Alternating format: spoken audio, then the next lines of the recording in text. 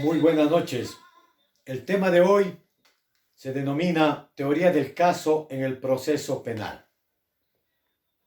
Para los litigantes y para los operadores de justicia es importante la denominación de teoría del caso. ¿Qué es teoría del caso?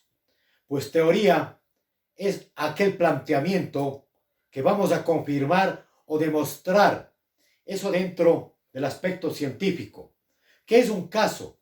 Un caso penal es aquel que tiene todos los elementos o aquellos indicios para ser llevado a la etapa de juicio y conocer si es culpable o conceder el derecho de la inocencia.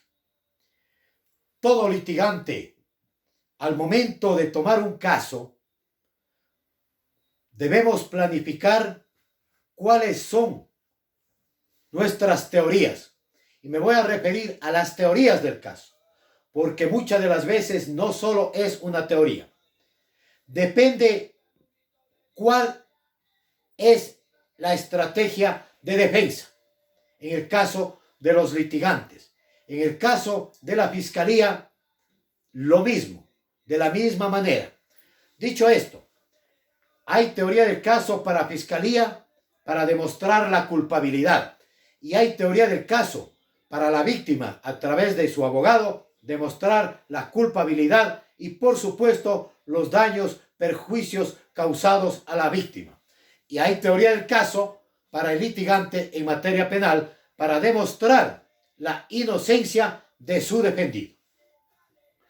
En este sentido, existen varias reglas para la teoría o una teoría del caso. Yo las he denominado Petater o la doctrina Petate. ¿Por qué? Primero, la P significa planificación. La E significa estrategias jurídicas. La T significa tácticas jurídicas. Y por último, técnicas de litigación en materia penal. Voy a referirme a las primeras. En todo proceso penal, cuando se toma un caso, en cualquier momento procesal, usted debe planificar su defensa. Debe planificar que va a demostrar la inocencia. Fiscalía debe planificar que va a demostrar la culpabilidad. ¿Cómo planifico? Planifico conociendo los hechos. Hay dos verdades, la verdad histórica y la verdad procesal. Planifico qué pruebas voy a presentar, qué elementos de convicción si se trata de la instrucción fiscal, o qué elementos de investigación si es que es en la indagación previa, o qué nuevas pruebas voy a presentar en la revisión penal, o qué planificación jurídica voy a hacerla en recursos de casación y apelación que no admite prueba alguna. Vamos a referirnos a la planificación de los hechos que vamos a probar nosotros. Me pongo un ejemplo. Para cada delito, para cada acusado hay una teoría del caso. Por lo tanto, puede existir el delito de asesinato y existir 3 procesados. Para cada uno hay una teoría del caso. El uno puede ser inocente, el otro puede ser cómplice o el otro puede resultar culpable. ¿Cuál es esa planificación? Conocer las pericias que vamos a solicitar, conocer a los testigos que vamos a llamar, planificar si le hacemos declarar, rendir versión o le acogemos al silencio, de acuerdo a la ventaja o la mejor ventaja que para ello resulte mejor a nuestra teoría del caso. Es importante que dentro de la práctica nosotros conozcamos el lugar donde se cometió el delito. Hay que irnos personalmente al lugar donde se cometió el asesinato, ya que estamos en ese ejemplo. ¿Cómo se encontró el cuerpo? ¿En qué estado? El momento en que falleció. ¿Cuáles son las evidencias que criminalística las recogió? para planificar luego la solicitud de reconstrucción de los hechos. Es importante estar presente antes, durante e inclusive después de esas diligencias como abogado penalista. Porque una cosa es la fotografía, otra es la que nos cuentan y otra, nosotros vamos al lugar de los hechos. Si tenemos que acostarnos en donde estaba acostado el cadáver, pues hay que hacerlo. Los testigos. ¿Cómo planificamos con los testigos?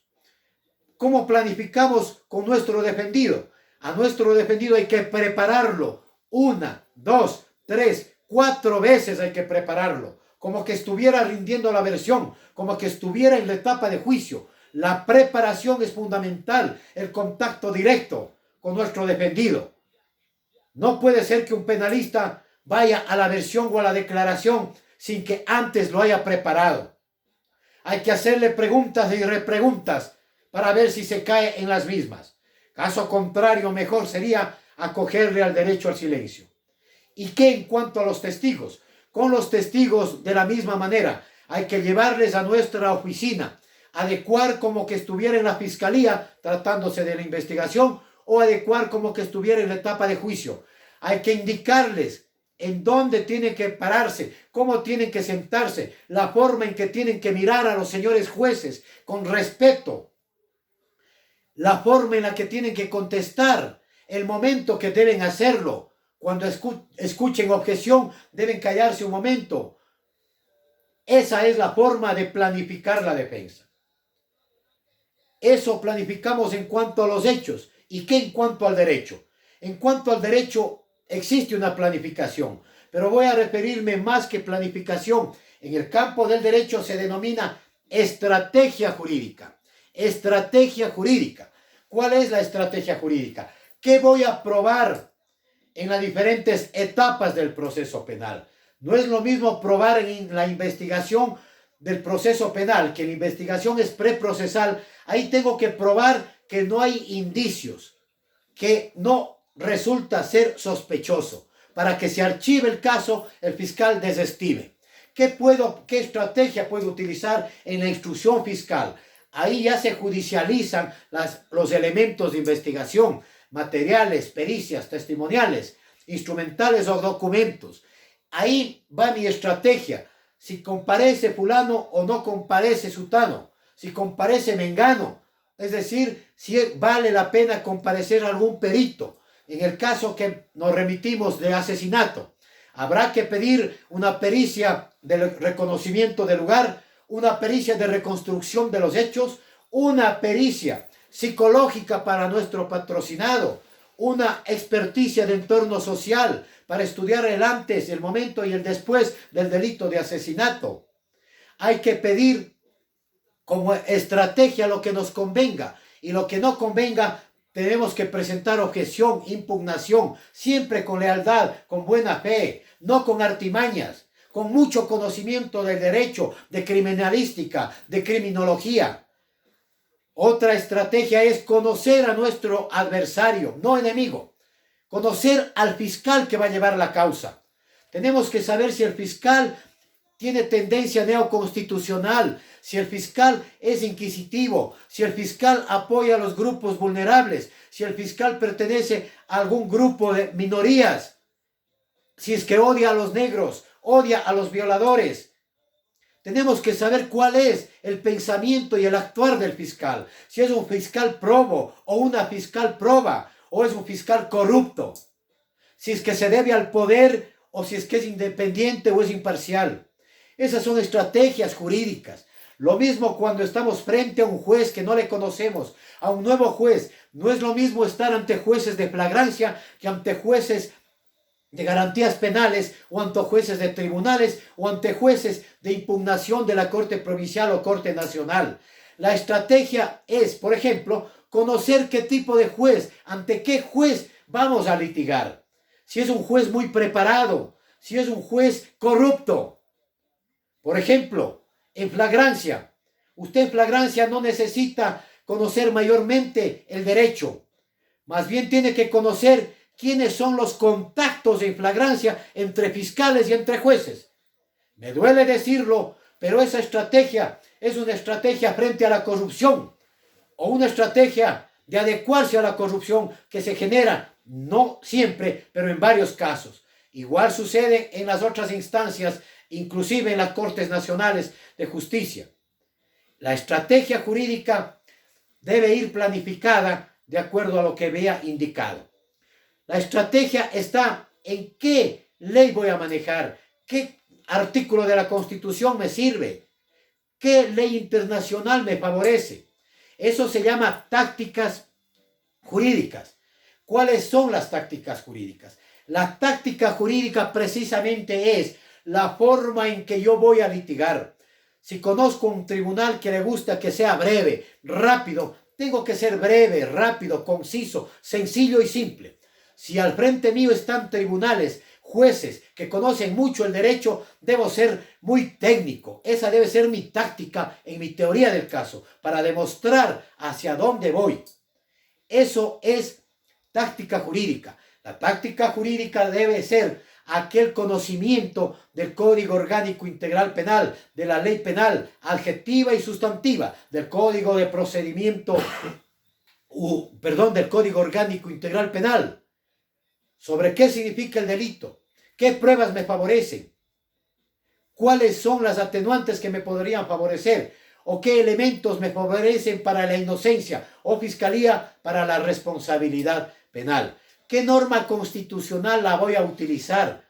¿Qué principio universal del derecho puedo utilizarle? ¿Me sirve más el derecho a la inocencia, el derecho a la libertad o la tutela judicial efectiva? La táctica jurídica es hacia dónde llevo a la fiscalía, hacia dónde llevo a los jueces. Si es que miro que no voy hacia la inocencia, puedo llevar a conseguir una nulidad. Depende a quién defienda. La táctica jurídica también está en utilizar casos análogos. Aquí es importante los casos de los tribunales de garantías penales. Usted observe una sentencia de un tribunal, de un juez, y si tiene un caso con ese mismo tribunal, con ese mismo juez, pues aplique lo que ellos aplican en esas sentencias, esos principios que ellos rigen, esos artículos de la ley que ellos toman. A veces tienen ya hecho un bosquejo, una estructura de las sentencias. Si es en corte provincial, es fácil darse cuenta cuál es su criterio, cuál es el resultado de esas sentencias. Tome de esas sentencias y como estrategia táctica planifique para hacer su alegato con ese mismo fundamento de esos jueces pluripersonales o jueces unipersonales. Lo mismo sucede como táctica en la Corte Nacional de Justicia.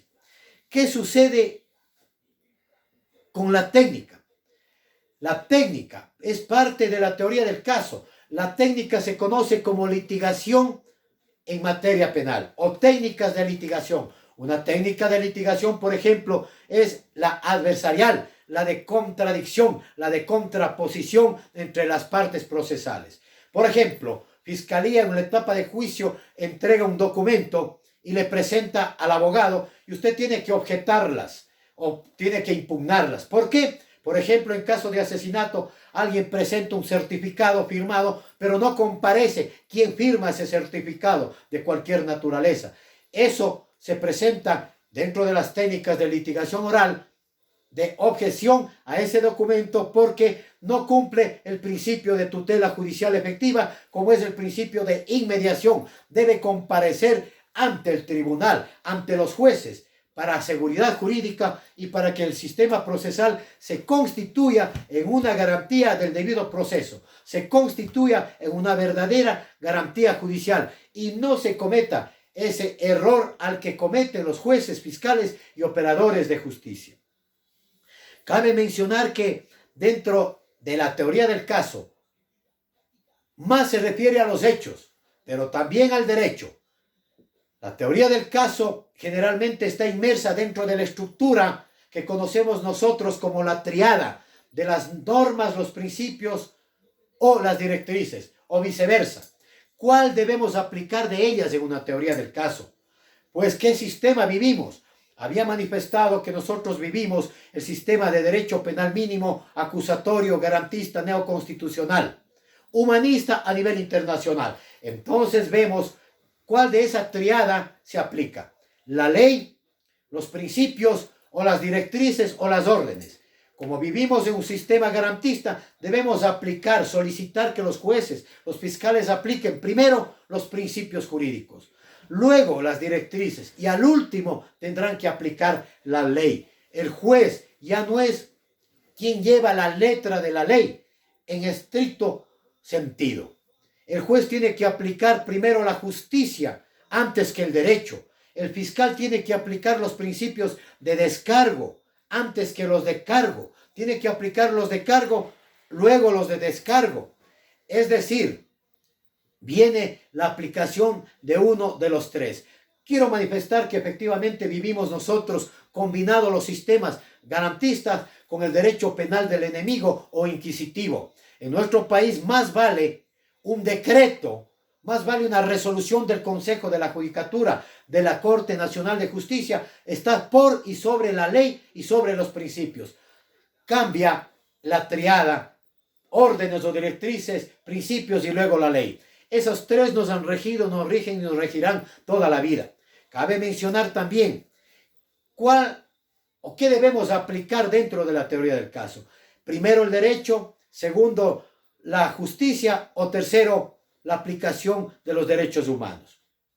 En nuestro sistema primero aplicamos los principios de protección de los derechos humanos. Dentro de esos derechos está el debido proceso, las garantías judiciales, la igualdad ante la ley, está la libertad, está la protección a las víctimas y testigos, en fin, la serie de derechos, libertades y garantías constitucionales. Entonces nosotros nos remitimos también que dentro de la teoría del caso consta que solicitamos al final de toda teoría del caso, que se nos conceda nuestra petición. Y ahí está otra triada que se conoce como los hechos. Si nosotros con nuestra teoría probamos los hechos, pedimos la aplicación de nuestra teoría en derecho, pedimos la aplicación del derecho. Y por último, la conclusión que sería la sentencia o el dictamen fiscal abstentivo o la declaratoria de nulidad. Eso se llama la resolución, la conclusión. Entonces vemos hecho, derecho, conclusión o sentencia. Todo ello forma parte de la denominada teoría del caso, pero en argumentación jurídica, de acuerdo a Manuel Atienza, Ronald Dworkin y muchos otros tratadistas doctrinarios, pero más allá me voy a la práctica, a la técnica nuestra. Yo le he llamado el método para constituir una excelente teoría del caso. Este método está a la par las reglas petate, es decir, planificación, estrategia, táctica jurídica y técnica jurídica, conjuntamente tenemos que aplicar con la argumentación jurídica. Teoría fáctica, teoría probatoria y el valor probatorio, y teoría jurídica, con normas, con principios, con las normas procesales, las normas penales, las normas constitucionales, las normas internacionales, con los principios internacionales, con los axiomas internacionales, con jurisprudencia constitucional y judicial, con jurisprudencia internacional, con doctrina nacional y con doctrina internacional. Si vosotros implementáis estas reglas, que son pocas a la final, eres un gran litigante y un excelente argumentador jurídicamente. No hay que olvidarse que los dos principios fundamentales son la oralidad y la motivación. Tienes que ser un excelente argumentador. Ahí tenéis las tres teorías. Dicho esto, debo manifestar cuáles son mis consejos como litigante en tantos años. No utilices artimañas. No utilices pruebas deformadas. No trates de inducir a error al fiscal y al juez. Utiliza bien el principio de contradicción. Sé leal con el juez, leal con el fiscal, leal con tu adversario. Actúa de buena fe. ¿Qué es actuar de buena fe? Es actuar con conocimiento, con mucha preparación. Hay de aquel abogado que utiliza la falacia dentro de su teoría del caso, solito se va a caer, solito va a perder el caso, solito va a perder al cliente y hasta se hará enemigo de su cliente en materia penal. Un llamado último, por ejemplo, es a defender siempre los derechos humanos de las partes, de la víctima, si representas a la víctima, de tu procesado, luego a defender la justicia y por último, de los últimos, a defender el derecho.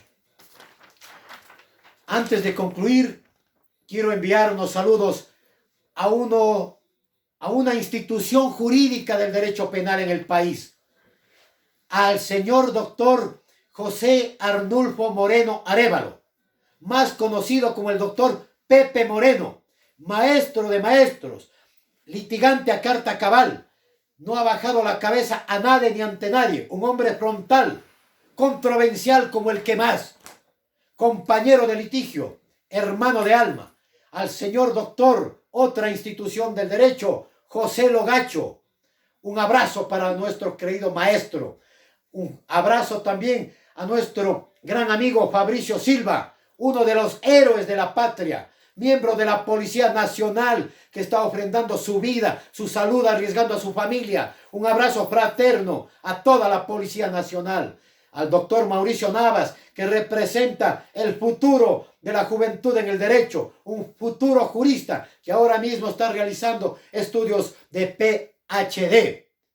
Un saludo a don Luis Sotomayor, un excelente amigo, y cómo no, un saludo fraterno, amoroso, para la doctora Raquel Sánchez Sánchez, con quien he tenido el gusto, el placer de compartir estrados, de compartir tribunales, de compartir defensa. A nuestro amigo Danilo, un abrazo y un saludo fraterno. Suscríbete a nuestro canal de YouTube, Peach and Greenland. Continuaremos dando un granito de arena para la ampliación y el conocimiento del derecho. Gracias, amigos.